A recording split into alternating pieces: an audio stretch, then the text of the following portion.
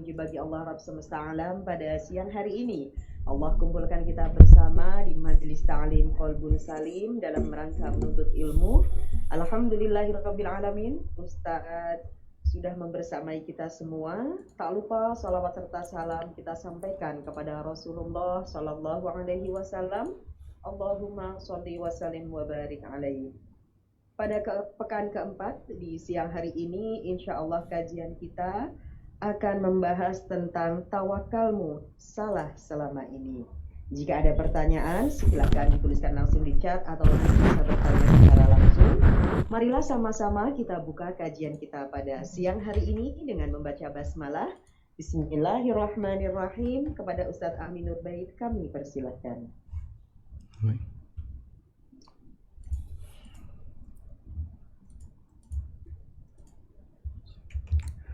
Assalamualaikum warahmatullahi wabarakatuh. Alhamdulillah wassalatu wassalamu ala Rasulillah wa ala alihi wa sahbihi wa mawalah. Wa ashhadu an la ilaha illallah wahdahu la syarikalah. Wa ashhadu anna Muhammadan abduhu wa rasuluh. Salawatu rabbi wa salamu alaihi wa ala alihi wa ashabihi wa man sara ala nahjihi wa stanna bi sunnatihi ila yaumil qiyamah. Alhamdulillah, puji syukur kita haturkan kehadirat Allah Azza wa Jal. Di kesempatan siang hari ini kembali kita melanjutkan kajian rutin bersama Majelis Ta'lim Qalbun Salim, yang insya Allah kita akan mengetengahkan tema tentang kesalahan dalam bertawakal. Dan kita bersyukur kepada Allah Ta'ala, Allah jadikan kita sebagai hamba yang beriman, dan kita punya ketergantungan hati hanya kepada Allah Subhanahu wa Ta'ala. Yang mungkin masih banyak orang yang dia mengaku muslim, tapi ketergantungan hatinya ditaruh di kuburan. Ada yang ketergantungan hatinya ditaruh di tempat-tempat keramat atau yang lainnya, sehingga dia merasa hidupnya tenang, dia merasa hidupnya terjamin di saat dia dekat dengan kuburan. Maka dia berkali-kali datang ke kuburan, dia berkali-kali ngalap barokah di kuburan. Sebagian di antara jamaah mereka tanya ke kami, apa hukumnya kita melakukan tur keliling kuburan? Kami tanya, untuk apa? Kalau ziarah kubur gak usah jauh-jauh. Ziarah kubur bisa dilakukan di semua kuburan. Dan tujuan dari ziarah kubur adalah dalam rangka untuk ingat mati. Lalu dia bilang dalam rangka untuk ngalap barokah. Ngalap barokah itu bukan di kuburan, tapi mendapatkan keberkahan adalah di masjid, di tempat-tempat kita beribadah kepada Allah, di majelis ilmu, di tempat-tempat yang mustajab seperti di kota suci, atau di tempat-tempat kita bisa banyak berdoa kepada Allah.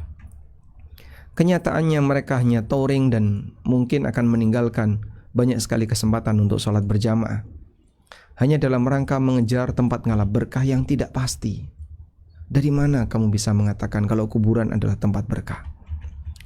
Ini salah satu di antara contoh bagaimana kesalahan yang terjadi di tengah masyarakat dalam memahami konsep ta'alluqul qalbi, ketergantungan batin.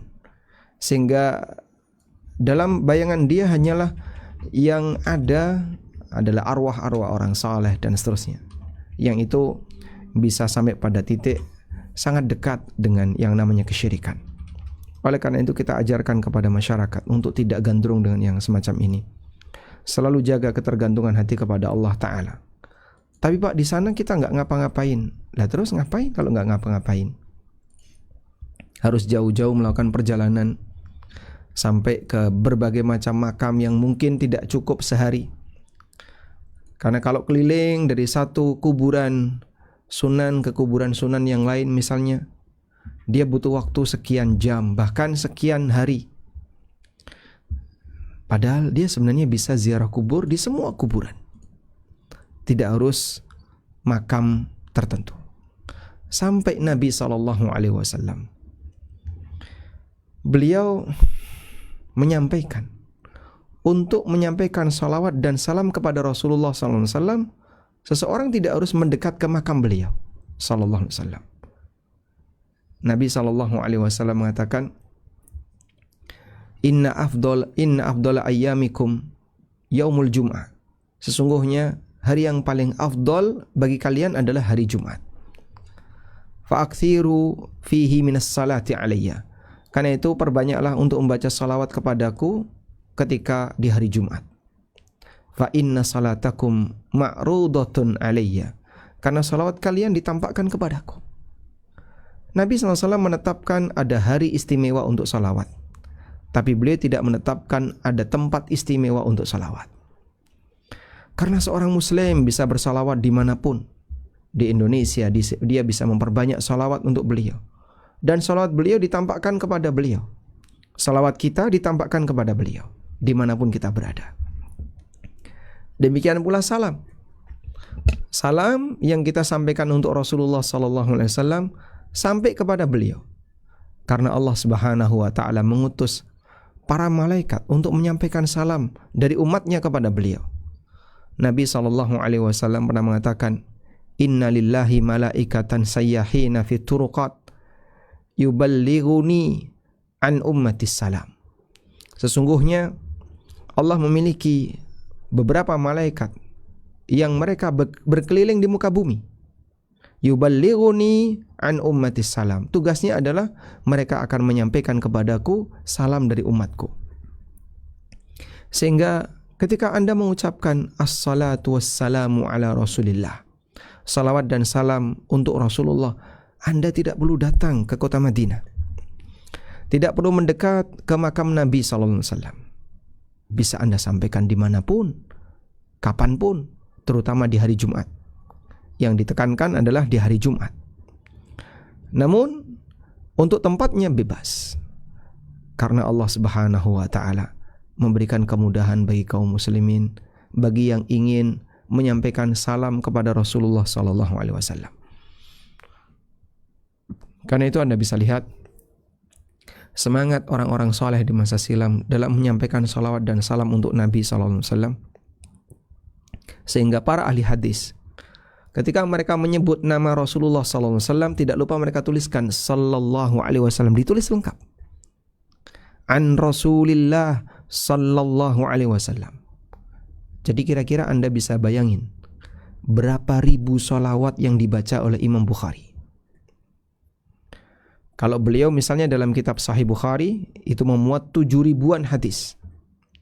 Belum lagi di kitab-kitab yang lain. Karena Imam Bukhari punya kitab-kitab yang lain selain Sahih Bukhari. Ada kitab Adabul Mufrad, Tarikh, dan ada kitab yang lainnya. Sehingga ketika beliau menyebut Rasulullah SAW, gelar beliau atau namanya, Imam Bukhari menulis Sallallahu Alaihi Wasallam. Ribuan kali beliau bersalawat. Maka kata Ibnu Hibban rahimahullah, belum ada manusia yang lebih banyak bersalawat melebihi ahlul hadis. Melebihi ahlul hadis. Karena ahlul hadis setiap kali nyebut hadis dia membaca sallallahu alaihi wasallam untuk Nabi sallallahu alaihi wasallam.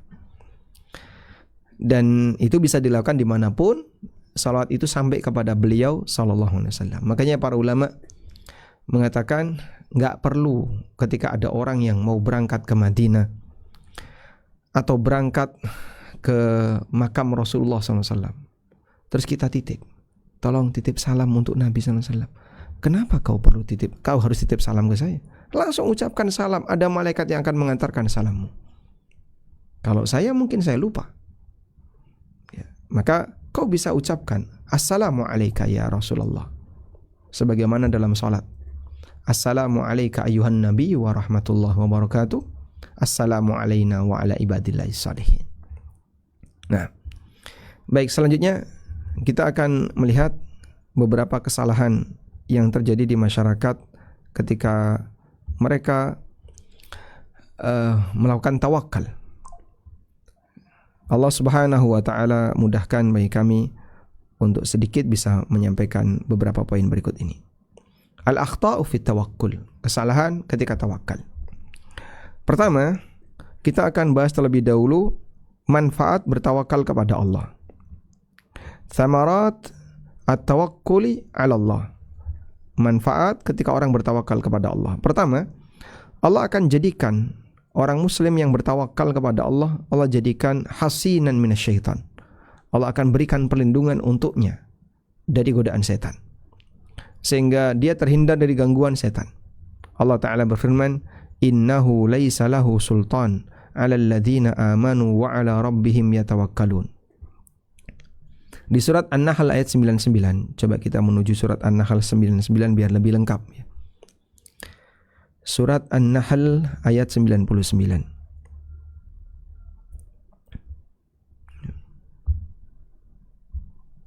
Baik.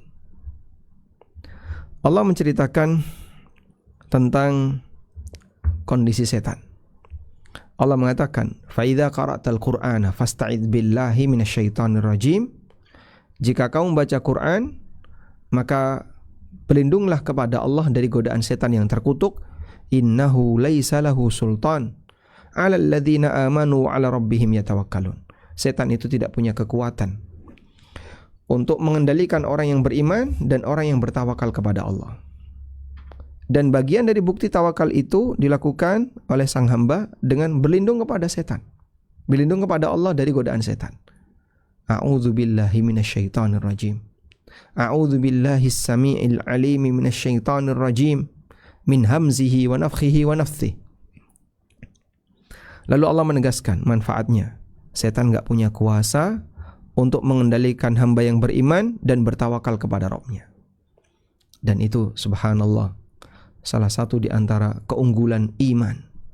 Orang yang punya iman dijaga oleh Allah Subhanahu wa taala imannya ketika dia bertawakal kepada Allah. Selanjutnya, manfaat yang kedua adalah yub'idul ya's wat tasya'um wasyukuk allati tanghassu hayatal insan. Akan menjauhkan orang dari sikap putus asa. Orang tidak mudah putus asa dan merasa masa depannya suram. At-tasya'um, atau muncul aneka keraguan yang membuat hidupnya jadi tidak bahagia, merasa tertekan. Orang yang bertawakal kepada Allah akan hilang perasaan tertekan, ketakutan yang berlebihan terhadap hidup. Kadang saya nggak tahu istilah dalam ilmu psikologi ya. Ada orang itu terlalu sensitif dengan masalah atau sensitif dengan informasi masa depan. Gimana ya saya nanti, gimana anak saya, gimana. Dia terlalu ketakutan dengan masa depan. Nah, munculnya seperti itu membuat orang jadi tidak produktif dan terbatas untuk banyak bergerak karena ketakutan, terutama nasibnya ketika di dunia. Nanti saya gimana, nanti gimana. Sehingga banyak nanti gimana, sampai akhirnya dia kebingungan. Terutama mohon maaf, berkaitan dengan yang namanya keyakinan sial. Jadi ada keyakinan sial. Ini di hampir semua daerah itu ada. Ya. Ini beda-beda tergantung daerah. Sehingga di daerah A punya keyakinan sial yang berbeda dengan daerah B, punya keyakinan sial yang berbeda dengan daerah C, dan demikian seterusnya. Jawa Timur punya keyakinan sial yang berbeda dengan Jogja. Jogja punya keyakinan sial yang beda dengan orang Sunda. Orang Sunda punya keyakinan sial yang beda dengan yang ada di Sumatera. Namanya At-Tiarah. Dan ada sebagian orang yang dihantui dengan seperti ini. Kalau orang Cina kan punya Feng Shui itu apa? Feng Shui atau apa lagi. Sampai dia takut dengan angka-angka tertentu. Di lift itu nggak ada angka 4. Lantai 4 ya mesti ada, nggak mungkin kan. Dari 3 lompat 5 itu. Ini nyatanya nggak ada tulisannya angka 4. Iya, tapi di atas angka 3 itu, di atas lantai 3 apa namanya? 3A, Masya Allah. Atau angka 13 misalnya. Apalagi yang dia dianggap sebagai keyakinan sial, angka 4, 14 atau 13, 14 dan angka-angka yang lain. Ini apa-apaan kayak gini. Dia sendiri yang bikin keyakinan kayak gitu, dan dia takut-takuti sendiri. Maka tidak ada orang yang lebih penakut dibandingkan orang musyrik. Kan itu. Orang musyrik itu penakut. Dikit-dikit dia takut. Takut ini, takut ini, takut ini. Dikit-dikit takut. Selalu dihantui dengan ketakutan. Sehingga tidak ada manusia yang lebih penakut melebihi orang musyrik. Serba ketakutan. Awas lo ya, nanti kalau kamu kayak gini kualat. Dikit-dikit kualat, dikit-dikit kualat. Anda mungkin pernah punya seperti itu. Nah, pengalaman semacam ini pernah terjadi pada sebagian sahabat. Coba kita lihat. Rasulullah SAW mengatakan, At-tiyaratu syirkun, at-tiyaratu syirkun, at-tiyaratu syirkun. Berkeyakinan sial karena hal tertentu itu syirik. Itu semuanya syirik. Sehingga siapa yang punya keyakinan sial terhadap hal tertentu, berarti dia melakukan kesyirikan yang tidak ada hubungannya. Cicak jatuh dianggap sumber melarat, atau sumber sebab orang akan bisa akan mendapatkan musibah, kecelakaan. Begitu buka pintu pertama, kok lihat ada orang pincang, takut dia, nggak berani keluar rumah. Nanti jangan-jangan ini isyarat aku akan jadi orang pincang. Nah, itulah bentuk kesyirikan yang terjadi di tengah masyarakat. Disebut oleh Nabi SAW, tiarah itu syirik. Wa ma minna illa. Kata Ibnu Mas'ud, ini perkataan Ibnu Mas'ud.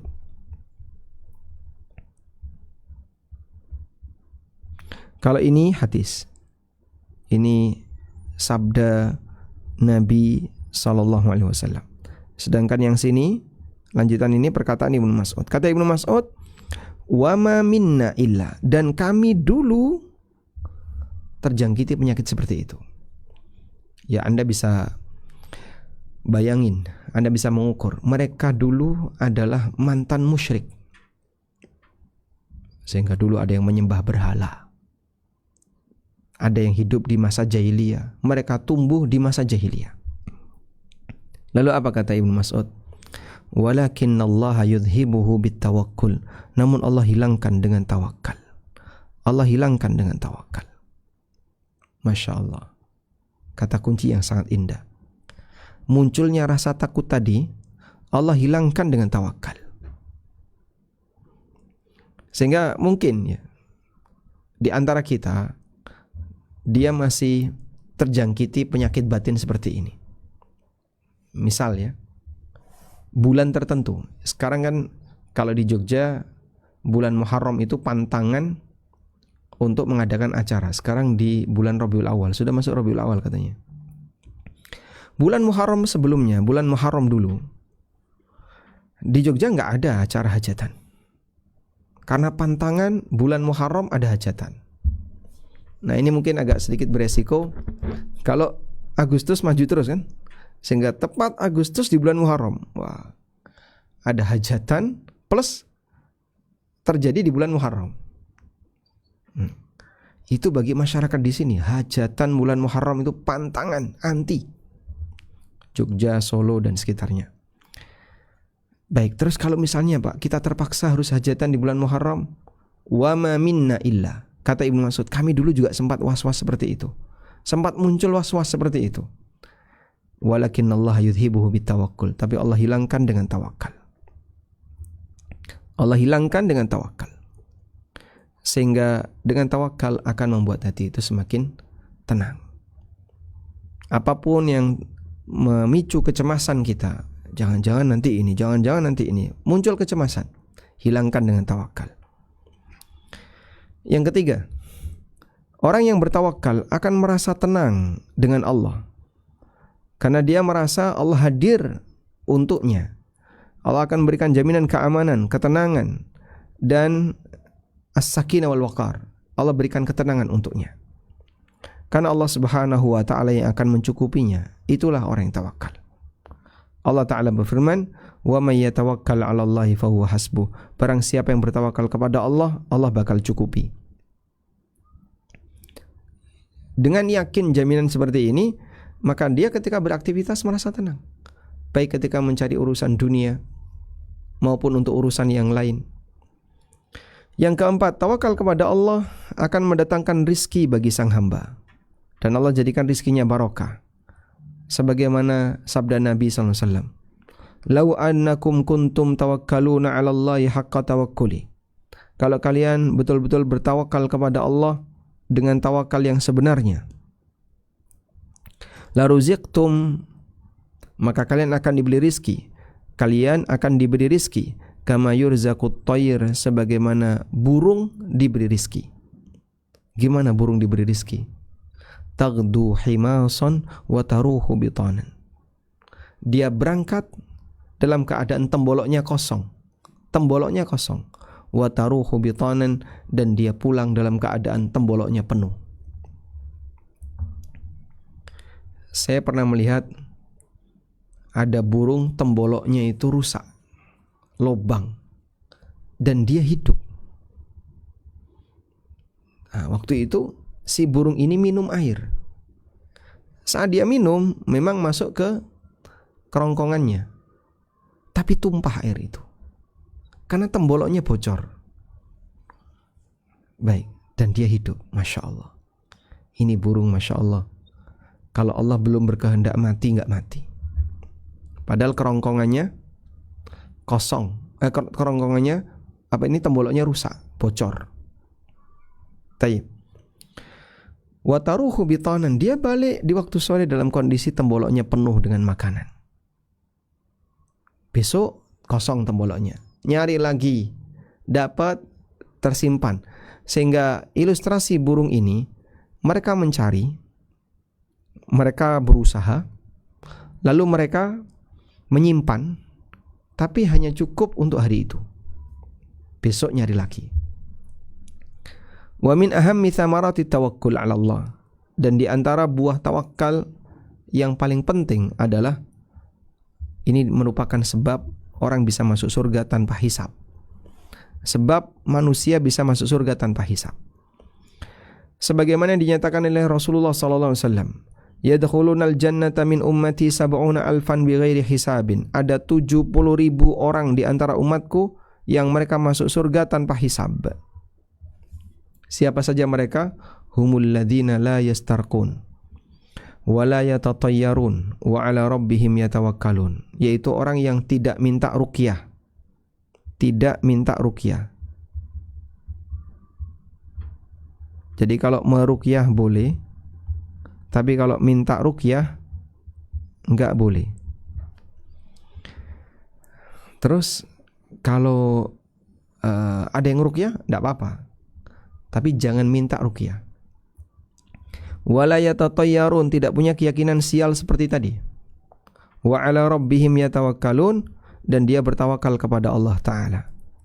Itulah orang yang dijamin oleh Nabi SAW masuk surga tanpa hisab. Jumlahnya cuma 70.000. Jumlahnya 70.000. 70.000 masuk surga tanpa hisab. Ada sebuah riwayat yang menyebutkan dari 70.000 ini masing-masing membawa 70.000 pengikut. Berarti jumlahnya berapa itu Pak jadinya Pak? Ya berarti 70.000 kali 70.000. Ya, itu kan berarti 49. Nah, ini ada solve. 49, nolnya berapa itu? 006. Nah, Masya Allah, 4,9 M plus 70.000. Ini apa ini? Pemimpinnya. Kan 70.000 ini pemimpinnya, pengikutnya kan ini 4,9 M. Jika riwayat itu sahih, berarti yang mendapatkan jaminan masuk surga tanpa azab dan tanpa hisab adalah 4,9 miliar manusia, umat Muhammad SAW. Tapi Pak, berapa jumlah umat Nabi SAW? Kita tidak tahu. Tapi banyak sekali. Anda bisa mengukur sekarang saja, katanya Muslim itu ada 1, sekian M untuk saat ini. Nah, kita berharap mudah-mudahan kita termasuk di antaranya. Kita lanjutkan. Berikutnya kita akan lihat al-akhta' fit tawakkul, beberapa kesalahan dalam tawakal. Yang pertama adalah lemah ketika bertawakal. Lemah ketika bertawakal itu gimana? Lemah ketika bertawakal artinya adalah dia kurang tawakal. Lemah ketika bertawakal. Lemah tawakal. Imam Ahmad rahimahullah pernah mengatakan, sidqul mutawakkili 'ala Allah. Orang yang bertawakal yang sejatinya. Ayatawakkala 'ala Allah. Ketika dia bertawakal kepada Allah, wala yakunu fi qalbihi ahadun minal adamiyyin yatma'u ayyaji'ahu bi syai'in. Dalam hatinya tidak ada seorang pun manusia yang dia berharap akan mendatangkan pertolongan baginya. Fa in kana kadza, jika kondisinya seperti itu, kana Allahu yarzuquhu, maka Allah yang nanti akan ngasih rizki kepadanya. Wa kana mutawakkilan, dan itulah orang yang bertawakal sejatinya. Jadi tawakal yang sejatinya adalah ketergantungan hatinya hanya kepada Allah.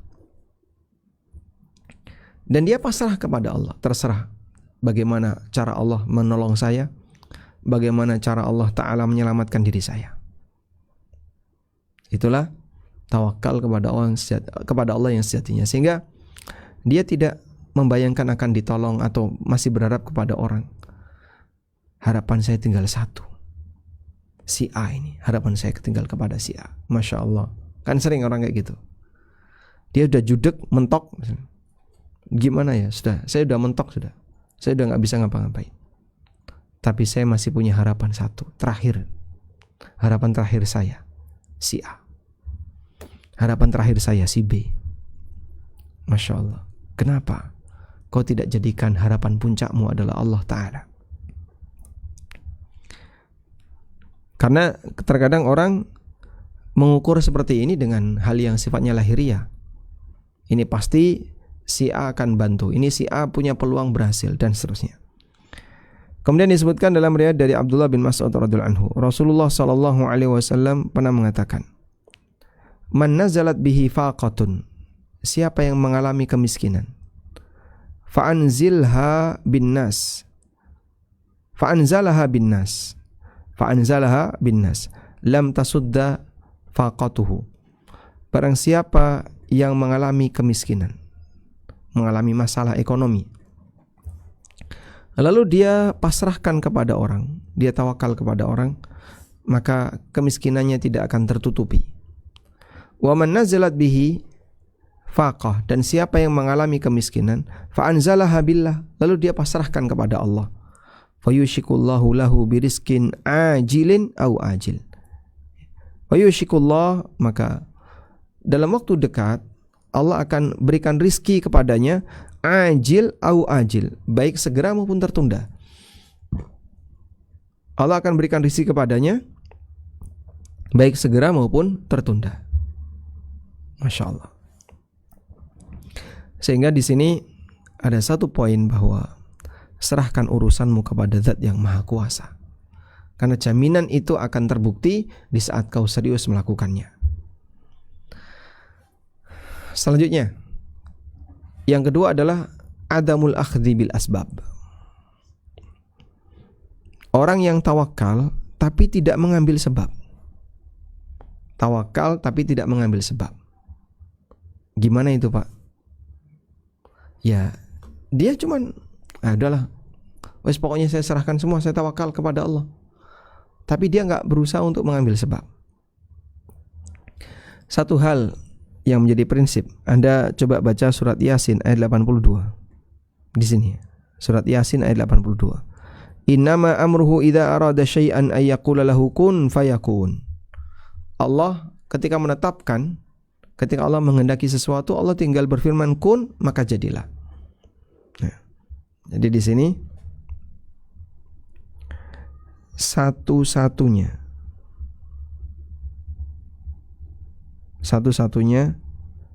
zat yang bisa mewujudkan, satu-satunya zat yang bisa mewujudkan akibat tanpa sebab hanya Allah. Satu-satunya zat yang bisa mewujudkan akibat tanpa sebab hanya Allah. Ya. Sedangkan makhluk kalau ingin mendapatkan sesuatu, dia harus menempuh sebab. Ya, maka di sini kita tulis makhluk jika ingin dapat sesuatu, maka harus apa? Menempuh sebab. Mereka harus menempuh sebab.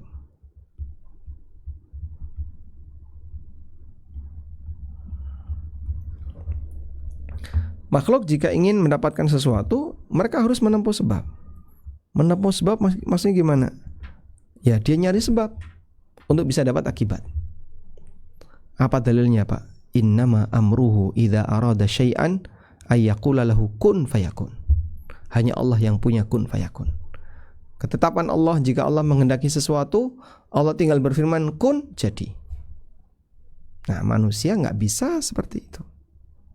Kun fayakun, ini batu, kun fayakun, jadi emas. Lep. Nah, jadi apa? Batu, tetap batu. Kamu nggak bisa. Kalau pengen dapat emas gimana? Ya beli. Kau kerja dapat duit, beli. Wallahu alam. Selanjutnya, disinilah kita diajarkan bahwa ketetapan Allah ketika Allah menghendaki sesuatu ayyaqul lahu kun fayakun. Allah akan berfirman kun, maka jadilah. Wa warada anna Arabiyan, dan disebutkan dalam sebuah riwayat ada badui yang bertanya kepada Nabi sallallahu alaihi wasallam. Badui itu datang ke Madinah lalu bertanya kepada Nabi sallallahu alaihi wasallam. Faqal, dia mengatakan, "Ya Rasulullah, ursilu naqati wa atawakkal." Ya Rasulullah, boleh enggak aku melepas ontaku wa atawakkal, dan aku bertawakal. Ursilu naqati wa atawakkal. Boleh enggak aku lepas ontaku lalu aku bertawakal? Faqala sallallahu alaihi wasallam, lalu Nabi sallallahu alaihi wasallam mengatakan, "Iqilha wa tawakkal."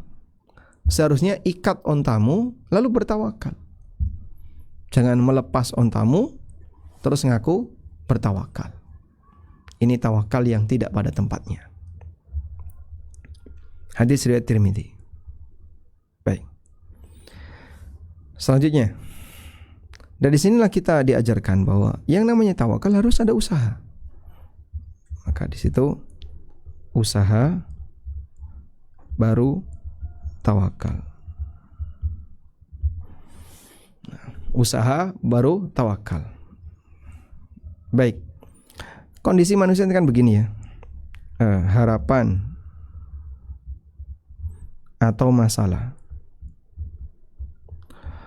Dalam hidup kita selalu dihantui dua hal ini. Kalau enggak punya harapan, punya masalah. Nah, harapan itu akan ditempuh untuk bisa mendapatkannya dalam waktu tertentu. Ya.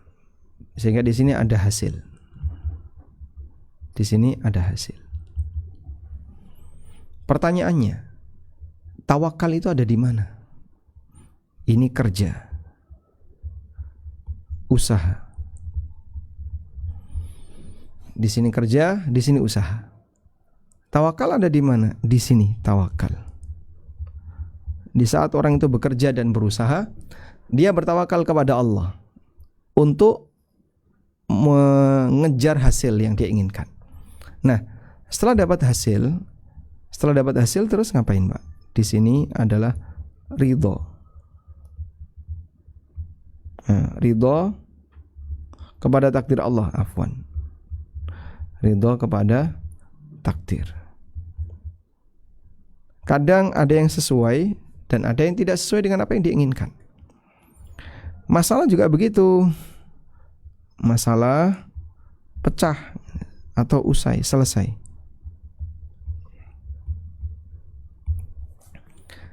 Ketika masalah ingin diselesaikan, orang usaha. Nah, disinilah tawakal. Wallahu alam. Selanjutnya,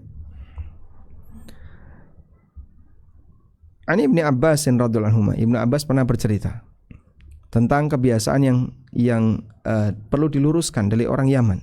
Kata beliau, kana ahlul Yaman yahujjuna wa la yatazawwadun.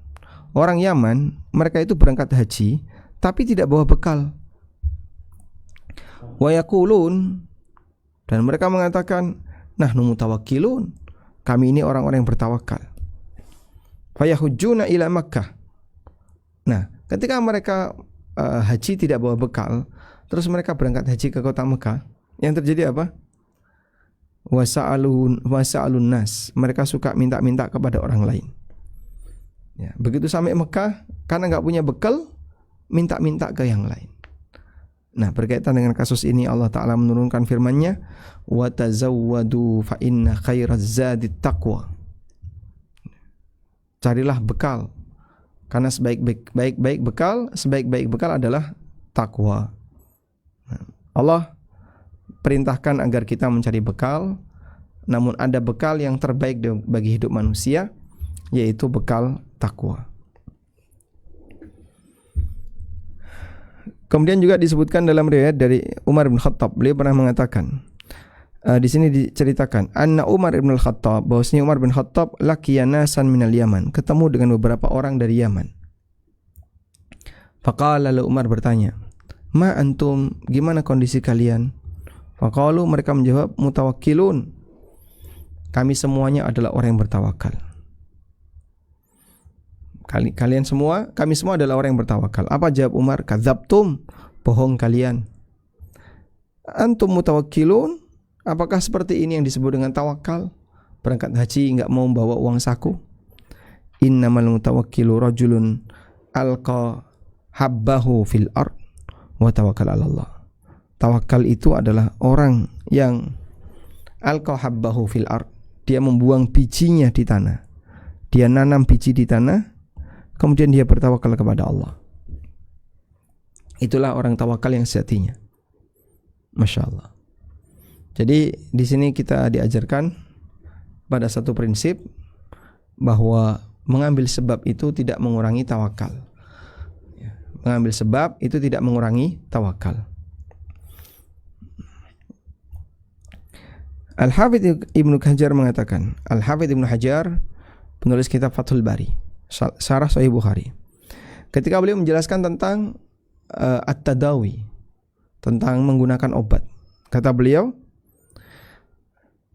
menggunakan obat tidak bertentangan dengan prinsip tawakal. Sebagaimana ketika orang lapar atau haus, lalu dia makan atau minum. Demikian pula ketika orang menjauhi faktor-faktor yang merusak dirinya. Wad du'a bi talabil afiyah, termasuk kita berdoa kepada Allah minta agar diberi kesehatan dan dijauhkan dari madarat dan yang lainnya. Dan ini diantara penjelasan yang disampaikan oleh para ulama tentang hakikat tawakul itu tidak bertentangan dengan usaha. Kemudian di sini ada riwayat, ada keterangan yang lain dalam Al-Mawsu'ah Al-Fiqhiyah, ensiklopedia fikih, dinyatakan tawakal kepada Allah itu hukumnya wajib. Namun wajib untuk mengambil sebab, walakin yajibu ma'ahu al-akhdhu bil asbab. Namun orang ketika tawakal harus mencari sebab. Terdapat riwayat bahwa seorang badui mendatangi Rasulullah SAW, lalu dia mengatakan, ya Rasulullah, ursiluna qati wa atawakkal. Boleh enggak aku lepaskan untaku lalu aku bertawakal? Faqala sallallahu alaihi wasallam, lalu Nabi sallallahu alaihi wasallam mengatakan, iqilha wa tawakkal. ikat dulu baru tawakal. Jangan ngomong tawakal setelah lepas. Ikat dulu baru tawakal. Wallahu alam. Baik. Coba.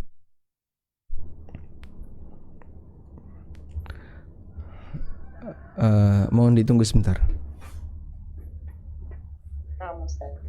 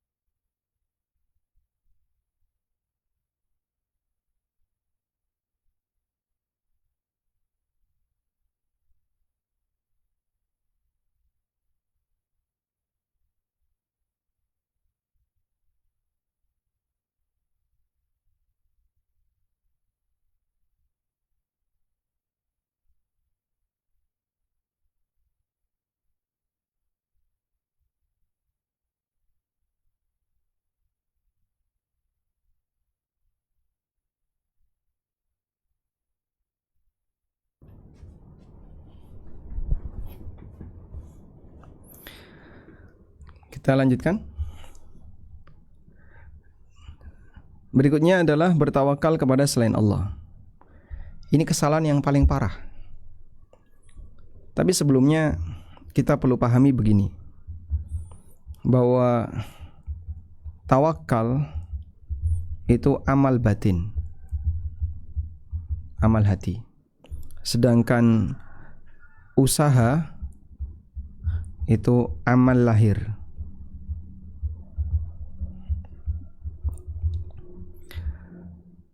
Dan tawakal ini buah dari iman. Ada karena orangnya beriman. Sehingga orang ateis, dia tidak punya iman, maka dia tidak bisa tawakal. Makanya mereka yang tidak beriman, sehingga tidak bisa tawakal, lebih gampang stres. Ya, Anda sendiri bisa mengukur ketika orang punya masalah tapi cuma dipikir terus, akhirnya nambah masalah baru, yaitu beban pikirannya. Kemudian beban pikiran itu membuat dia makin stres, karena dia pikir juga, beban pikiran dipikir juga. Wah, nanti saya gimana ya, saya gimana. Wah, beban jadi pikiran bagi saya ini. Saya jadi gak nyaman, jadi beban pikiran bagi saya, maka kesehatan saya jadi turun. Akhirnya beban itu bertambah banyak, karena dia eksponen, peningkatannya kuadrat. Itulah bahayanya. Orang kalau tidak punya iman, dia gak bisa tawakal. Maka Anda bisa melihat rata-rata negara yang dominan angka bunuh dirinya besar, itu adalah negara ateis. Jepang, Korea, berbagai macam negara di Eropa. Dominan negara-negara seperti itu. Sementara angka bunuh diri di negara-negara Muslim jauh lebih rendah. Walaupun ada di sebagian tempat karena masalah ekonomi. Kita lanjutkan. Jadi tawakal berangkat dari iman, sedangkan usaha itu amal lahir. Oleh karena itu tidak tawakal kepada Allah, atau begini, tawakal kepada selain Allah. Tawakal kepada selain Allah ini amal batin. Karena ini amal batin, terkadang sulit untuk dipahami, sulit untuk ditebak. Maka kembali kepada batin masing-masing. Intinya dia ketergantungan hatinya kepada selain Allah. Ketergantungan hatinya kepada selain Allah. Ya, sehingga batinnya selalu berharap kepada selain Allah, terlalu besar ketergantungan hatinya kepada selain Allah. Coba kita lihat di sini. Ada keterangan yang disampaikan oleh Syekh Dr. Al-Fauzan berkaitan dengan tawakal kepada selain Allah. Yang pertama adalah tawakal dalam hal yang tidak mampu diwujudkan kecuali oleh Allah. Misalnya tawakal tentang rizki, tawakal agar musibah hilang, tawakal sembuh, dan seterusnya. Seperti tawakal kepada mayit atau orang yang tidak ada di depan kita, atau kepada berhala-berhala, dewa-dewa, togut yang itu diyakini bisa mewujudkan harapan, ya, atau bisa memberikan pertolongan, penjagaan, rizki, bahkan syafaat, sehingga dia merasa nyaman ketika ada berhala yang dia bawa. Atau dia bertawakal karena saya punya guru yang sudah menjamin hidup saya. Guru saya sudah bilang, rizkimu pasti akan selalu datang. Aku akan selalu hadir di dekatmu dimanapun kau berada. Ya. Nah seperti ini berarti dia bertawakal untuk hal yang apa? Bertawakal kepada selain Allah yang tidak mampu diwujudkan kecuali kepada Allah, kecuali oleh Allah Ta'ala. Dan ini masuk syirkun akbar, syirik besar. Yang kedua, tawakal dalam sebab lahiriah, seperti bertawakal kepada pemimpin atau amir atau orang siapapun yang hidup yang mampu untuk mewujudkan fima aqdarahullahu, yang mampu untuk mewujudkan apa yang Allah takdirkan terjadi pada orang tertentu, seperti hadiah atau dalam rangka menghindari gangguan atau semacamnya. Maka ini syirik asghar. Misalnya terlalu serius dalam mengambil sebab, sehingga dalam bayangan dia, ini kan amal hati ya, mungkin lahirnya nggak tahu, dalam hatinya dia, kalau bukan karena ini saya pasti nggak berhasil. Nah, maka tawakal seperti ini bisa menyebabkan syirik kecil. Yang ketiga, tawakal dalam arti inabatul insan, mewakilkan orang lain yang nanti akan melaksanakan tugasnya dan dia mampu untuk melakukannya, seperti jual beli dan seterusnya. Fahadha jaiz, tawakal semacam ini hukumnya boleh. Walakin laisa lahu ayya'tamida alaihi, tapi dia tidak boleh bersandar kepada sebab tadi untuk mendapatkan ma wukila ilaihi, apa yang sudah diserahkan kepadanya. Jadi begini, kalau saya ngirim barang lewat kurir, siapa yang bertawakal, saya atau kurir? Ya kita sebagai konsumen. Loh kenapa? Yang ngantar kan kurir, bukan saya. Iya, tapi posisi kurir dalam hal ini hanyalah wakil, dan yang menyuruh tawakalnya kepada Allah, bukan kepada wakilnya. Karena tawakal Karena li'anna tawkil syahs, karena menyuruh orang untuk melakukan sesuatu yang mubah min jumlatil asbab, termasuk di antara aneka sebab untuk tawakal. Termasuk di antara sebab. Jadi saya nyuruh orang antarkan ini hanya sebab. Wal asbabu la yu'tamadu 'alaiha. Dan jika itu sebab, maka kita tidak bersandar kepadanya. Ketergantungan hati bukan ke sebab, tapi kita ketergantungan hatinya hanya kepada Allah Subhanahu wa taala. Baik. Yang terakhir di sini beliau menyatakan tawakal kepada Allah dalam rangka menghindari madarat atau mendapatkan rizki, dan untuk melakukan sesuatu yang tidak mampu dilakukan kecuali hanya kepada Allah. Bertawakal untuk sesuatu yang hanya bisa diwujudkan oleh Allah. Ini termasuk di antara bentuk ibadah yang paling agung. Sedangkan bertawakal kepada selain Allah adalah syirik akbar. Karena Allah mengatakan wa 'alallahi fatawakkalu in kuntum mu'minin. Bertawakallah kalian hanya kepada Allah kalau kalian beriman. Maka di sini Allah perintahkan agar kita bertawakal kepadanya hanya kepada Allah semata. Wallahu a'lam. Mudah-mudahan yang sederhana ini bermanfaat. Wassallallahu ala nabiyyina Muhammadin wa ala alihi wa sahbihi wasallam. Alhamdulillahirabbil alamin. Barakallahu fiik. Terima kasih Ustaz. Apakah Sambil bisa ditutup. langsung tanya jawab? Silahkan. Kepada Ibu Erita, kami persilahkan terlebih dahulu pertanyaan dengan singkat yang jelas. Ibu Erita, kami persilahkan. Ya, baik. Terima kasih Ustaz. Assalamualaikum warahmatullahi wabarakatuh. Waalaikumsalam warahmatullahi wabarakatuh. Terima kasih Ustaz atas waktunya. Tadi kan dijelaskan kalau makhluk tawakalnya itu harus ada usaha gitu ya Ustaz. Setelah usaha baru bertawakal. Nah kalau umpama nih dia udah berusaha dari awal sehingga dia mengalami kendala umpamanya yang mana kendala ini berhubungan dengan hukum, dengan orang banyak. Jadi harus kalau dia tidak umpamanya membayar gaji karyawannya sehingga karyawannya ngamuk dan harus dibayar. Kemudian dia umpamanya udah melunasi semuanya dan berusaha untuk melunasi umpamanya rumah udah kejual, kendaraan udah kejual, semuanya udah nggak ada gitu kan. Minta ke teman juga udah nggak ada yang bisa bantu gitu kan.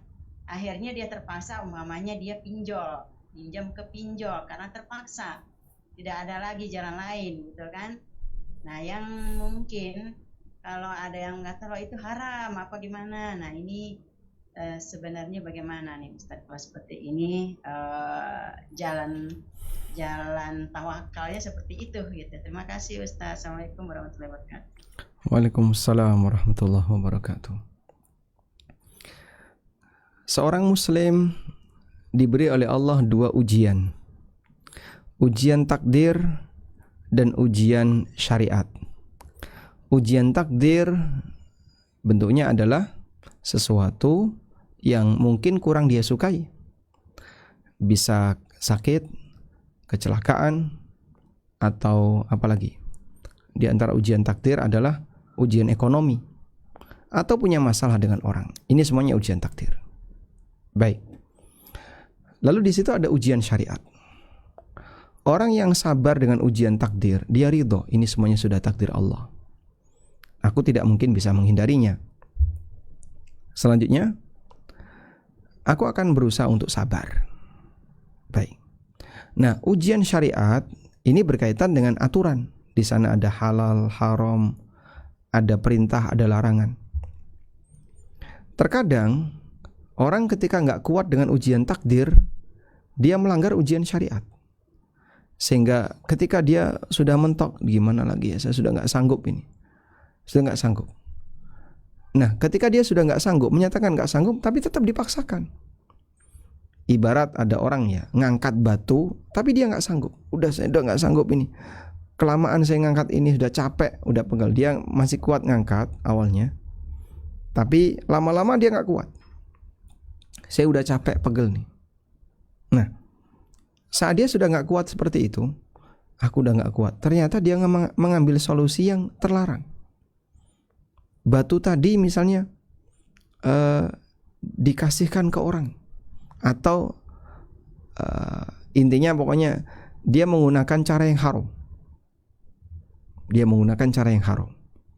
Maka apa yang dilakukan berarti dia gagal bertawakal, dan yang kedua dia melanggar ujian yang kedua, yaitu ujian syariat. Makanya ini penting ya. Kalaupun kita hidup dan tidak bisa menghindar dari ujian yang disebut dengan ujian takdir, maka kita punya satu prinsip: jangan sampai ujian takdir itu menyebabkan kita gagal ujian syariat. Seperti tadi ya, menghalalkan apa yang Allah haramkan dan seterusnya. Wallahu a'lam. Nah, karena yang bersangkutan terjebak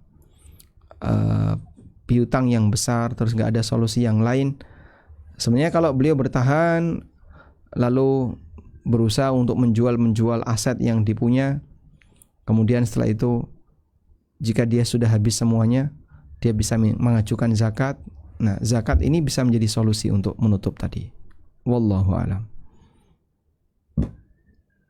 Kepada Ibu Rini Susanti. Ibu Rini Susanti, kami persilahkan dengan singkat dan jelas sesuai tema. Baik, jazakallah khair Mbak Anis. Bismillah. Assalamualaikum warahmatullahi wabarakatuh, Ustaz. Waalaikumsalam warahmatullahi wabarakatuh. Ahsanallahu ilaikum, Ustaz. Barakallahu fiik. Barakallah. Afwan Ustaz, jika berkenan saya ada 2 pertanyaan. Yang pertama, mohon koreksi jika salah Ustaz. Manusia ini kan komponennya ada akal atau akli, ada ruh yang bersemayam di qalbu, ada jasad yaitu menjadi nafs itu sendiri. Pertanyaannya, bagaimana mengaktifasi akal, qalbu dan jasad ini agar kita selalu senantiasa berikhtiar dan bertawakal sepanjang hidup kita, Ustaz. Pertanyaan yang kedua, Islam telah mengajarkan kita untuk persisten dan konsisten dalam mencapai suatu tujuan, sesuatu yang benar di hadapan Allah kita harus perjuangkan. Namun misalnya di titik mana Ustadz, jika kita telah misalnya memiliki suatu tujuan dan kita telah mencoba berkali-kali namun tetap gagal, di mana kita tahu bahwa ini kita harus berganti arah tetap dalam koridor syariah. Demikian Ustaz, barakallahu fiik, jazakumullah khair. Assalamualaikum warahmatullahi wabarakatuh. Waalaikumsalam warahmatullahi wabarakatuh. Diri kita ada unsur jasad, ada unsur jiwa, ada unsur akal. Gimana cara aktivasi agar semuanya bisa berjalan untuk tawakal? Kalau jasad itu dipakai untuk nyari usaha, dipakai untuk usaha, mencari sebab tadi ya. Sedangkan akal itu fungsinya adalah untuk menilai ini benar atau tidak, lanjut atau bertahan, itu akal. Sedangkan arwah adalah rahasia Allah, sebuah entitas yang ada pada diri hamba yang hidup, matinya ketika arwah dicabut. Nah, arwah itu ada di mana? Ulama beda pendapat. Di manakah arwah itu berada? Apakah di sekujur badan atau di salah satu organ? Dalam hal ini ada khilaf. Kalau arwah di sekujur badan, berarti ada arwah di jari saya. Sehingga ketika jari saya dipotong, sebagian hilang arwah itu. Nah, kan tidak mungkin terjadi seperti itu. Terus Pak, saat kita yakin ada arwah, terus arwah ada di mana? Ya wallahu alam. Maka Allah Subhanahu wa taala menegaskan, yas'alunaka 'anir ruh, qulir ruhu min amri rabbi wa ma utitum minal ilmi illa qalila. Mereka bertanya kepadamu wahai Muhammad tentang ruh. Jawablah, ruh itu urusan Allah. Wa ma utitum minal ilmi illa qalila, dan kalian tidaklah diberi ilmu tentang ruh kecuali sedikit. Sehingga kita diberi ilmu tentang ruh berdasarkan dalil. Ruh itu kayak gini. Detailnya wallahu alam, kita tidak tahu. Nah, oleh karena itulah dalam hal ini kalau bicara aktivasi, kita sebenarnya sudah melakukan aktivasi. Anda usaha, berarti Anda melakukan aktivasi untuk fisik. Dan Anda pasrah. Dan saya pasrahkan kepada Allah, saya sudah kerja. Berarti Anda melakukan aktivasi batin. Lalu satu lagi, Pak. Ya, aktivasi apa? Arwah. Nah, arwah nggak bisa diaktifasi seperti itu. Arwah itu yang menjaga badan kita jadi hidup. Tapi kalau suasana batin, intinya adalah bagaimana kau bisa pasrahkan itu kepada Allah Ta'ala. Wallahu a'lam. Mudah-mudahan bisa dipahami. Kemudian yang kedua tadi apa?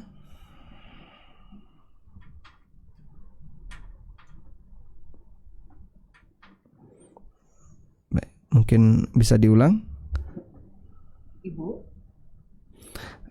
Baik, atau kita beralih ke pertanyaan berikutnya. Silakan. Ke Ibu Di. Kami persilahkan secara singkat dan jelas. Assalamualaikum Ustadz. Waalaikumsalam warahmatullahi wabarakatuh. Afwan Ustadz, ini mungkin di luar tema, tapi ini Ana benar-benar urgent sekali untuk mendapatkan jawaban. Masya Allah. Mengenai waris itu bisa Ustadz Ana sampaikan. Mohon maaf Ibu, saya gantikan dulu dengan Ibu Putri Swasti sesuai tema. Soalnya ada beberapa pertanyaan yang harus saya bacakan. Kami utamakan yang bertanya sesuai tema. Kami mohon maaf Ibu. Ibu Putri atau Swasti, kami persilahkan. Jazakillah khairan Bu Anis. Assalamualaikum warahmatullahi wabarakatuh Ustaz. Waalaikumsalam warahmatullahi wabarakatuh. Assalamualaikum ilaikum Ustaz. Ustaz, Ana mau bertanya soal hadis yang pernah Ustaz tuliskan di mukadimah buku Ustaz. Ketika kalian berangan-angan, perbanyaklah, karena sejatinya dia sedang meminta Robnya subhanahu wa ta'ala. Hadis riwayat Ibnu Hibban. Ustaz, ketika kita membaca hadis ini, bolehkah kita berangan-angannya untuk meminta dunia ya Ustaz? Sebatas dengan keperluan kita gitu Ustaz. Mohon nasihatnya Ustaz. Jazakallahu khairan wa barakallahu fiik Ustaz. Assalamualaikum warahmatullahi wabarakatuh. Waalaikumsalam warahmatullahi wabarakatuh. Hadis itu hadis yang sahih, dinilai sahih oleh Syekh Albani, diriwayatkan oleh Ibnu Hibban dalam sahihnya, dan Syekh Albani menyebut dalam Sahih Al-Jami' sebagai hadis yang sahih. Idza tamanna ahadukum falyuktsir fa inna ma yas'alu rabbah. Apabila kalian berangan-angan, maka perbanyaklah angan-angan itu. Karena kadang ada orang itu nggak punya angan-angan. Kamu besok pengen apa? Nggak tahu. Blank, kosong. Jadi nggak ada keinginan. Beberapa santri ketika kami tanya cita-citamu apa? Nggak ada. Nggak tahu. Belum punya cita-cita. Nah, kita diajarkan kalau kamu punya angan-angan, menginginkan sesuatu, silahkan sering-sering. Karena itu adalah doa. Lalu, boleh nggak kita berangan-angan minta dunia? Ya sama sebagaimana bolehkah kita minta dunia? Jangankan berangan-angan dunia, minta dunia itu boleh nggak? Sudah jelas jadi doa, kalimatnya doa. Ya Allah, ya Allahumma, Allahumma, tapi minta rizki, minta panjang umur, minta ini, tapi dunia semua. Ya Allah, aku mohon kepadamu, berikanlah aku iPhone. Aku mohon kepadamu, berikanlah aku emas, cincin. Aku mohon kepadamu, berikanlah aku baju seperti ini. Boleh. Boleh saja demikian. Meskipun dia ketika terlalu banyak minta dunia dan berangan-angan dunia, berarti itulah obsesinya. Kurang lebih seperti itu obsesinya. Oleh karena itu ada bagian yang perlu ditahan. Di bagian ini saya sudah nggak boleh. Terlalu berlebihan obsesinya terhadap dunia. Ya, itu harus ditahan. Wallahu alam. Sehingga boleh berangan-angan dunia, tapi tidak boleh berlebihan. Nah, Ustadz izin bertanya, tadi kan dikatakan tidak boleh nih minta diruqyah, itu kenapa ya Ustadz? Sedangkan ada dalam satu kondisi, saya kadang merasa, apa kebanyakan jin apa setan gitu ya dalam diri, pengen diruqyah gitu Ustadz, mohon pencerahannya. Kenapa itu kok dilarang? Karena bisa menghalangi orang untuk dapat kesempatan masuk surga tanpa hisab.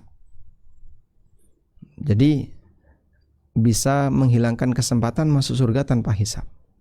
Loh kok bisa Pak? Karena Nabi SAW yang menyampaikan itu. Yang tahu syarat masuk surga itu kan beliau, atas wahyu dari Allah. Nah beliau menyebutkan, ada orang yang bisa masuk surga tanpa hisab. Syaratnya apa? Kayak tadi. Syaratnya seperti itu. Sudah? Lah terus bagaimana kalau misalnya kita merasa pengen diruqyah? Loh, kenapa Anda pengen diruqyah? Saya merasa kok kayak banyak jinnya. Masya Allah. Taunya dari mana? Oh, masih normal kok. Bisa ikut kajian siang ini, ngirim pertanyaan dengan teks seperti itu. Kalau ada jinnya, nggak mungkin itu. Nah, terus gimana Pak kalau pengen ruqyah rasanya gerah? Anda ini hukum asalnya normal. Manusia pada asalnya dia adalah manusia normal, tidak kesurupan, tidak ada masalah dengan jin. Terus bagaimana Pak kalau misalnya kita tiba-tiba ada perasaan seperti itu? Itu perasaan kita saja. Nah, terus saya pengen ruqyah. Kalau begitu ruqyah diri sendiri. Jangan minta orang lain. Apa yang dibaca? Sangat banyak bacaan Quran yang bisa dijadikan ruqyah. Surat apa misalnya Al-Fatihah, surat Al-Ikhlas, Al-Falaq, An-Nas, kemudian ayat kursi, dan masih banyak doa-doa yang lainnya yang itu bisa kita baca. Baik. Sehingga ketika kita baca demikian, maka hakikatnya kita berdoa kepada Allah Subhanahu wa taala untuk kebaikan dari kita. Wallahu alam. Jadi ruqyah bisa dilakukan mandiri dengan kalimat tadi. Nah, Mohon maaf. Ustadz, apakah kalau ada orang yang meyakini bahwa bila dia punya tabungan, masa depannya akan terjamin, apakah itu termasuk tawakal kepada selain Allah? mungkin masuknya seperti yang Allah cela dalam Al-Qur'an, wailun likulli humazatil lumazah alladzi jama'a malan wa 'addadah yahsabu annama lahu akhlada yahsabu annama lahu akhlada. Dia menyangka kalau hartanya akan kekal.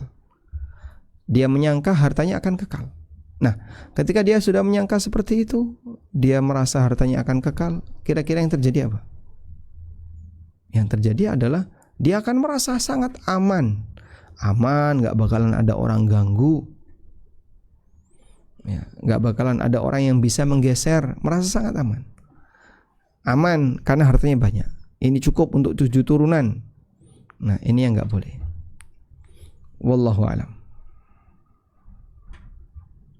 Kalau minta diruqyah itu sama nggak dengan minta obat ke dokter, Ustaz? Beda.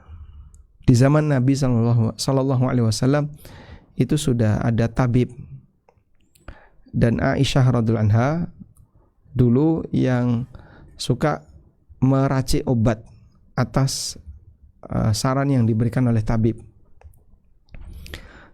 Makanya Aisyah kan termasuk di antara sahabiat yang paham tentang pengobatan. Nah, dalam hal ini boleh nggak sih kita berobat? Jawabannya boleh. Dan tadi sudah ada keterangan dari Al-Hafidz Ibnu Hajar yang kami bacakan, berobat itu tidak menyalahi tawakal. Nih. At-tadawi la yunafit tawakkul. Berobat itu tidak menghalangi tawakal. Sebagaimana ketika orang makan atau menghindari haus, itu tidak termasuk meninggalkan tawakal. Kenapa kamu makan? Lapar. Harusnya tawakal. Lah terus, ya jangan dimakan. Tidak harus demikian. Silakan makan dan tawakal. Wallahu alam. Kalau minta diruqyah kan nggak boleh ya Pak Ustadz. Tapi bagaimana bila ada kajian lalu tiba-tiba di akhir kajian ada ruqyah massal? Apakah ini termasuk minta diruqyah? Kalau ada pengumuman misalnya, dalam kajian ini akan ada ruqyah massal, silahkan yang mau diruqyah datang. Nah, kita tahu pengumuman itu dan niat kita untuk diruqyah, maka bisa jadi masuk kategori minta diruqyah. Wallahu a'lam. Izin bertanya Ustadz, apakah berdoa untuk orang yang sudah meninggal, orang tua yang sudah meninggal, lebih utama berdoa di kuburan beliau daripada berdoa di rumah atau tempat lain, atau bagaimana Ustadz? Waalaikumsalam warahmatullahi. Berdoa yang paling afdol itu doa di tempat mustajab. dan berdoa di waktu mustajab. Contohnya Pak, antara azan dan iqamah. Ketika menunggu iqamah di masjid, sehingga habis sholat sunnah dia berdoa terus kepada Allah, termasuk doa yang mustajab. Sore hari di hari Jumat, dimanapun kita berada, sehingga kita mendapatkan kemudahan dari Allah. Ketika kita berdoa kepada Allah, tidak harus datang ke daerah tertentu, tapi kita bisa berdoa dimanapun. Wallahu alam. Assalamualaikum Ustadz, izin bertanya. Waalaikumsalam warahmatullahi. Bila kita nggak, maksudnya gini, kita tuh memiliki hajat, keinginan, kemudian berzikir atau bersolawat dengan sejumlah tertentu agar hajatnya terkabul. Ini boleh atau tidak?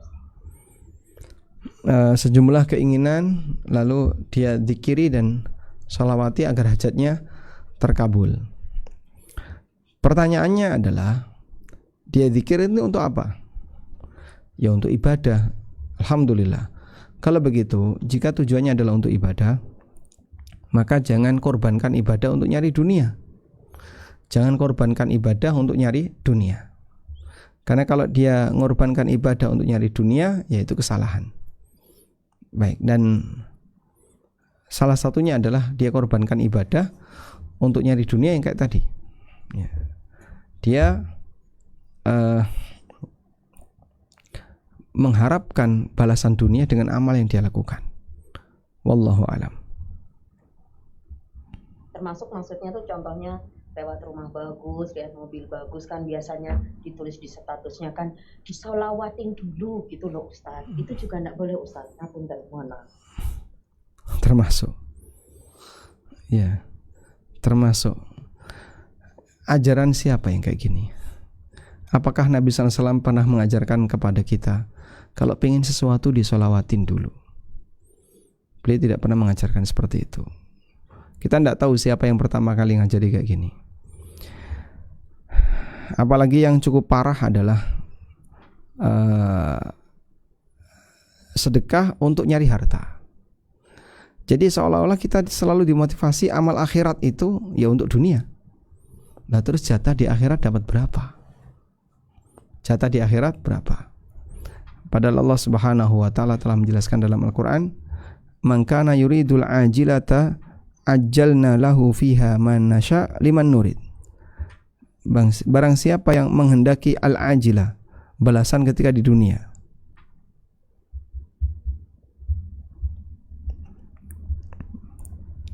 Di surat Al-Isra ayat 18. Coba kita buka.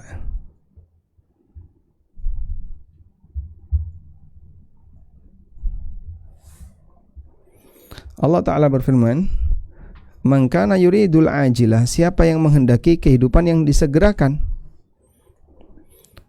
Maksudnya adalah balasan di dunia. Ajalna lahu fiha ma nasya. Kami akan segerakan balasan itu sesuai yang kami kehendaki. Liman nurid, bagi siapa yang kami inginkan. Tsumma ja'alna lahu jahannam, kemudian kami jadikan dia mendapatkan neraka jahannam, yaslaha, yang akan dia masuki, madhmuman madhura, dalam kondisi terhina. Nah, waliyadzubillah. Maka Nabi SAW ingatkan, kalau mau sedekah walaupun sedikit, yang dipikir surga. Beliau bersabda, ittaqun nar walau bisyikit tamr. Bertakwalah kepada Allah walaupun dengan secuil kurma. Artinya sedekah sekecil apapun, miliki niat untuk bertawakal, untuk bertakwa kepada Allah. Wallahu alam. Ustadz, di titik mana kita berganti arah yang masih dalam koridor syariah ya? Jika kita tuh telah mencoba berulang kali namun gagal, terus di titik mana? Kayaknya aku mesti berubah deh, nggak ngambil yang ini deh, gitu loh. Kurang lebih segitu Ustadz. Titik mana? Kayaknya kita harus berubah. Terus? Kayaknya kita harus berubah, tapi yang masih dalam koridor syariah ya. Jika kita sudah mencoba berulang kali, namun kok masih gagal, kayaknya aku mesti ganti arah deh. Nah, pada saat harus memutuskan ganti arah nih, tawakal modelannya yang seperti apa? Pas di titik gimana gitu loh. Iya. Kalau masalah ukuran kapok dalam mengusahakan dunia, sudahlah, saya sudah kapok di sini. Saya sudah nggak berada di sini lagi, saya coba belok ke arah yang lain. Itu nggak ada batas berapa kali dia gagal dan seterusnya. Ya. Namun yang jelas pada posisi ketika seseorang itu mengalami gagal-gagal tadi, dia diuji untuk ridho kepada takdir. Jadi tawakalnya udah beres di situ, sekarang kau dapat ujian yang kedua. Takdir Allah seperti ini, kau ridho nggak? Aku ridho, walhamdulillah. Karena ujian yang kedua adalah ridho.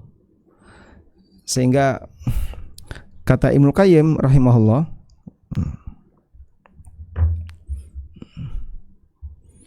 beliau mengatakan al-maqduru yaktanifuhu amron. Nah, di sini ada sebuah pernyataan.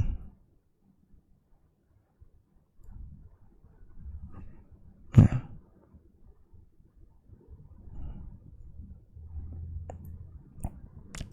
Beliau menyebutkan bahwasanya sesuatu yang ditakdirkan oleh Allah itu diambil dua hal. Wa kana syekhuna radhiyallahu anhu yaqul, guru kami mengatakan, al-maqduru yaktanifuhu amran. Sesuatu yang ditakdirkan oleh Allah itu diapit oleh dua hal. At-tawakkulu qablah wa ridha ba'da. Tawakal sebelum kejadian dan ridha pasca kejadian. Ya. Jadi memang dua hal ini seharusnya berpasangan. Sebagaimana kita belajar tawakal, kita belajar ridha. Faman tawakkala 'ala Allah, barang siapa yang bertawakal kepada Allah qabla al-fi'li, sebelum mendapatkan hasil, wa radiya bil maqdi lahu ba'dal fi'li, dan dia ridha dengan hasil yang ada setelah dia bertindak, faqad qama bil ubudiyah, maka dia telah menjalankan ubudiyah kepada Allah. Jadi saat Anda berusaha, saya sudah tawakal, tapi kok gagal. Nah, gagal itu sudah takdir. Hasil selanjutnya Anda dituntut untuk bersabar, ya. Ridho dengan takdir tadi. Wallahu alam. Ustadz, mohon maaf ini saya sederhanakan pertanyaannya. Masya Allah. Bagaimana jika ada orang yang ketika diuji modelannya tawakalnya kurang? Ada orang diuji model tawakalnya kurang, maunya curhat sama saudara. Akhirnya kan kita jadi sering ngomongin tuh orang yang jadi ujian itu. Karena pernah dengar juga dari ahli medis, kalau kita memendam ujian hidup nih tanpa curhat nanti jadi kanker, mendem. Apa dipendem nanti jadi kanker. Nah, itu gimana Ustaz? Ya, saya mengakui ada jendela perasaan. Jadi kalau itu nggak dibuka, maka Anda tidak mendapatkan sirkulasi udara yang lancar. Jadi sumpek di dalam. Begitu dibuka, plong. Nah, cuman sekarang bagaimana cara membuka jendela perasaan tadi? Anda buka kepada Allah Ta'ala, di hadapan Allah. Ya Allah, saya punya masalah seperti ini. Curhat kepada Allah. Tapi belum plong ya Pak, kalau curhat sama Allah. Nah, itu masalah iman. Kalau orang ya iman serius, curhat kepada Allah, dia merasa nyaman. Tapi ketika iman kita masih kurang, ya terkejadiannya seperti tadi. Selanjutnya, bagaimana dengan curhat kepada makhluk? Curhat kepada makhluk hanya berlaku untuk makhluk yang bisa menyelesaikan kasus. Gak ada Pak, aparat di sini gak ada. Ya sudah, kalau begitu serahkan kepada Allah dan tawakal kepadanya. Wallahu alam. Ustadz, tadi kan ada pembahasan ujian takdir sama ujian syariat. Lalu apakah mendapati pasangan yang berkhianat itu ujian takdir Ustadz? Dan sebagai manusia tidak merasa sanggup menjalaninya lagi, kemudian memutuskan berpisah atau bercerai. Itu artinya dia gagal dalam kedua ujian di atas dong, ujian takdir sama ujian syariat. Cerai kan tidak haram. Beda dengan tadi ya. Udahlah saya riba saja, itu haram. Udah saya tak maling saja, itu haram. Aku udah pusing dapat duit dari mana, akhirnya terpaksa aku maling. Nah, itu haram tuh. Atau yang lainnya, sehingga sampai melakukan pelanggaran. Sekarang cerai itu melanggar syariat atau tidak? Ya kita sebut belum tentu. Ada nggak ketika cerai itu diperbolehkan? Ada. Dalam kondisi ketika suami misalnya melakukan KDRT atau memberikan pengaruh yang tidak baik kepada keluarganya. atau sebab apapun, termasuk khianat tadi ya, dia selingkuh misalnya. Dalam posisi ini sang wanita punya hak untuk gugat cerai, dan gugat cerai bisa jadi lebih baik daripada dia bertahan. Wallahu a'lam. Ibu Idar Islami dari Perancis, Ibu Idar Islami, kami persilahkan.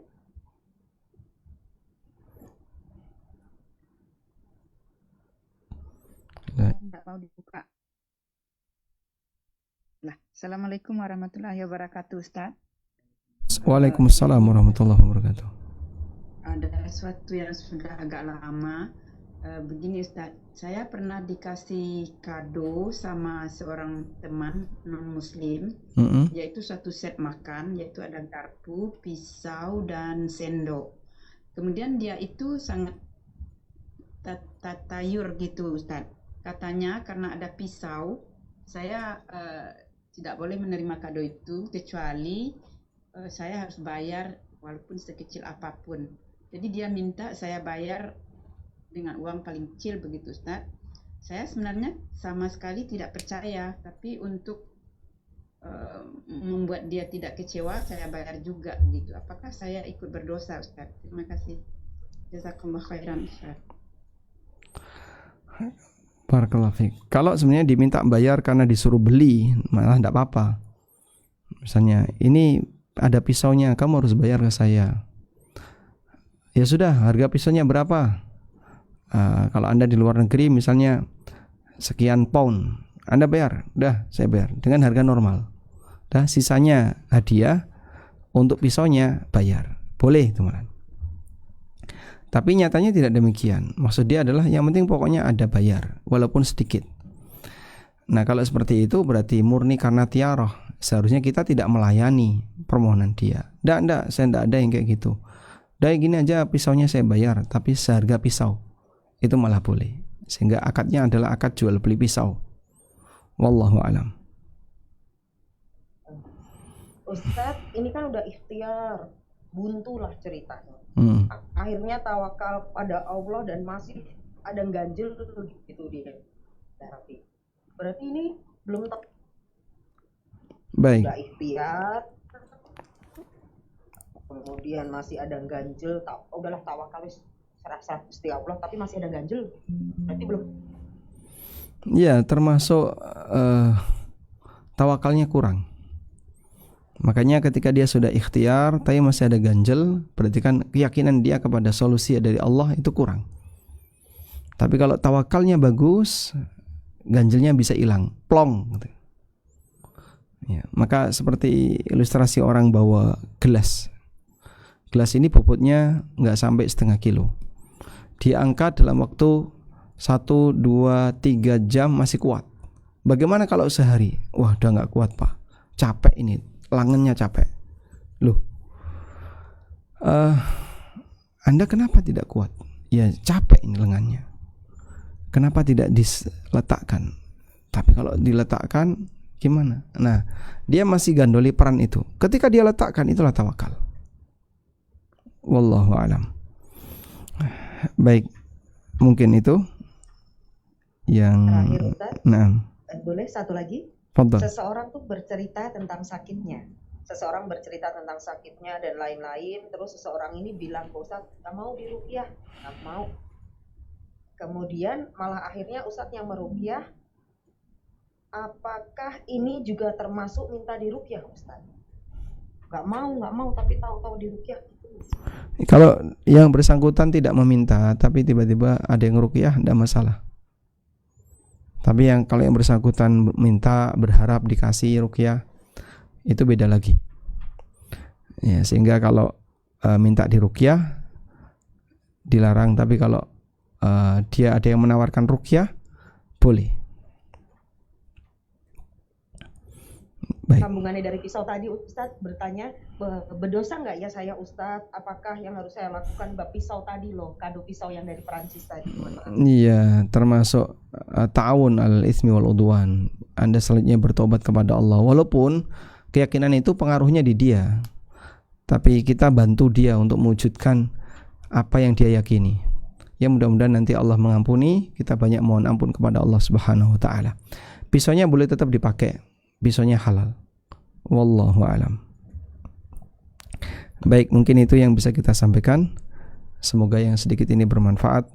Wassallallahu ala nabiyyina Muhammadin wa ala alihi wa sahbihi wasallam. Alhamdulillahirabbil alamin. Terima kasih Ustaz. Jazakallahu khair.